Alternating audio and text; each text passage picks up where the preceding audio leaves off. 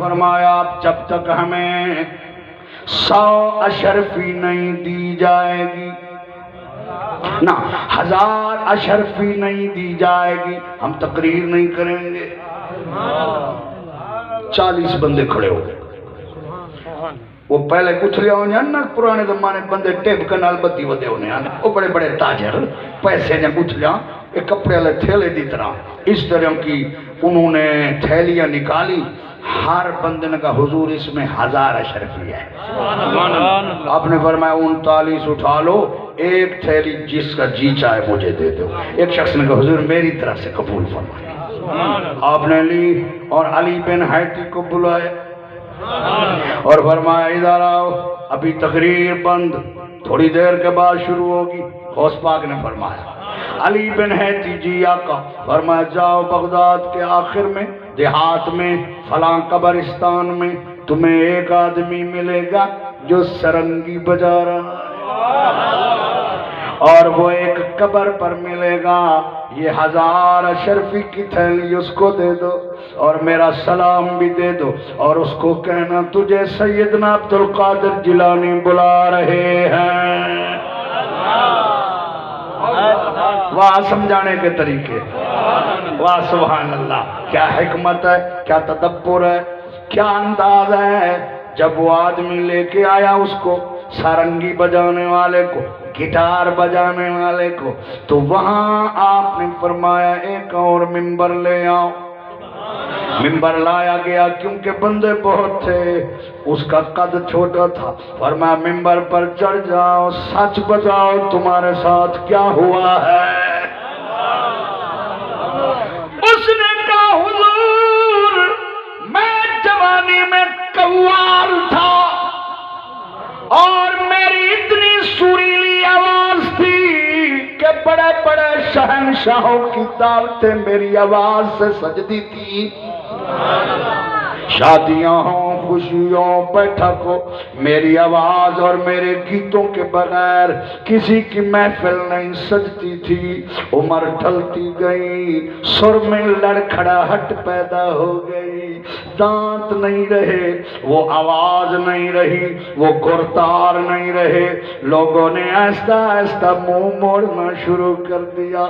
اب وہی ہوں جس کے سامنے بڑے بڑے رئیس ہاتھ جوڑ کر ٹائم مانگتے تھے، ایک وقت کی روٹی بھی نہیں ہے۔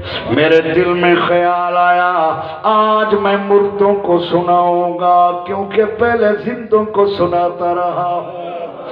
آج میں قبرستان گیا، کبھی اس قبر کے سرانے، کبھی اس قبر کے سرانے، کبھی اس قبر کے سرانے، میں نے سرنگی بجائی اور گیت گانا شروع کیا۔ ایک قبر کی سراندی بیٹھا، قبر پھٹ گئی، قبر کے اندر سے بزرگ نکلے، فرمانے لگے او بدبختہ مردوں کو کب تک سنائے گا، کبھی اس حی القیوم کو بھی سنا کے دیکھ۔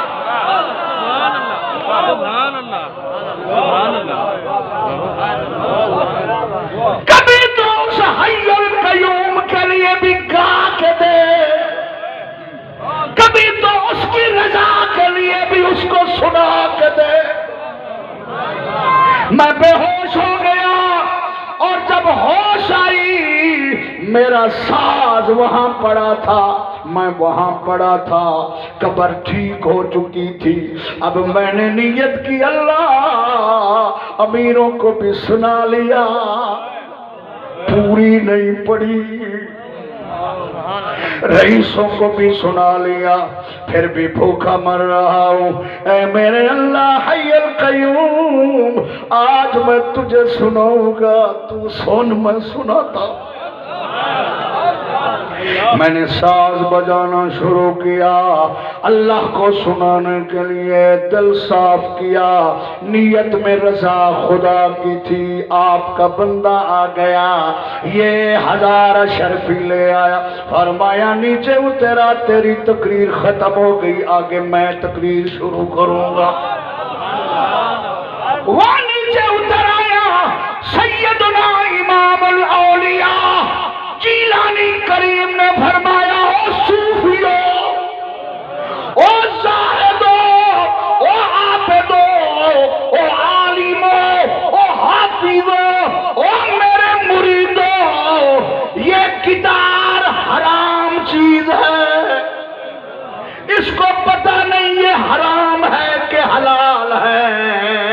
اس نے اللہ کے لیے ساز بجایا، خدا نے اس کو خالی نہیں لوٹایا۔ ارے اگر تم اللہ کے لیے قرآن پڑھو، اللہ کے لیے حدیث پڑھو، اللہ کے لیے عبادت کرو، اللہ کے لیے ریاضت کرو، تمہاری نیت میں رضا خدا آ جائے، تم بتاؤ جب حرام والے کو اس نے خالی نہیں لوٹایا تو عبادت والوں کو کیسے خالی لوٹائے گا؟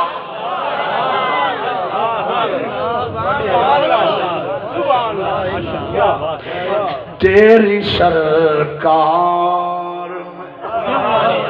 لاتا ہے رضا اس کو شفیع،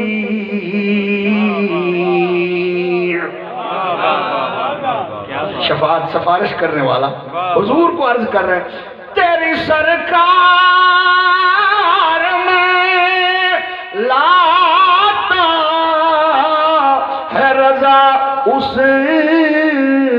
کو شفیع، جو میرا غوث ہے، جو میرا غوث ہے، لاڈلا بیٹا تیرا، جو میرا غوث تھک بیٹھے میں، جو میرا غوث اللہ ان اولیاء اللہ،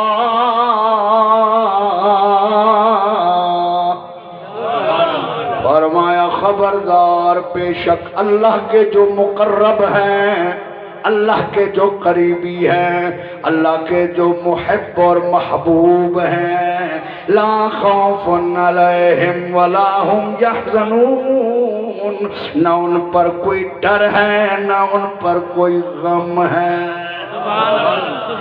الذین آمنوا، وہ ہیں جو پکے مومن ہیں، وَكَانُوا يَتَّقُونَ، ہمیشہ پرہیزگار رہنے والے ہیں۔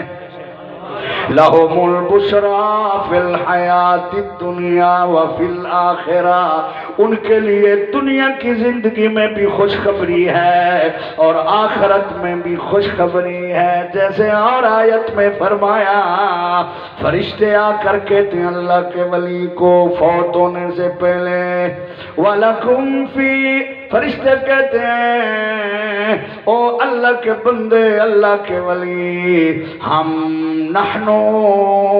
ہم ہی تمہارے دوست ہیں، دنیا میں بھی اور آخرت میں بھی۔ اس لیے فرمایا انہیں کوئی خوف نہیں ہے، دنیا کی زندگی میں بھی خوشخبری ہے، آخرت میں بھی خوشخبری ہے۔ یہ بہت بڑی کامیابی ہے کہ رب نے انہیں اپنا دوست اور محبوب بنایا ہے۔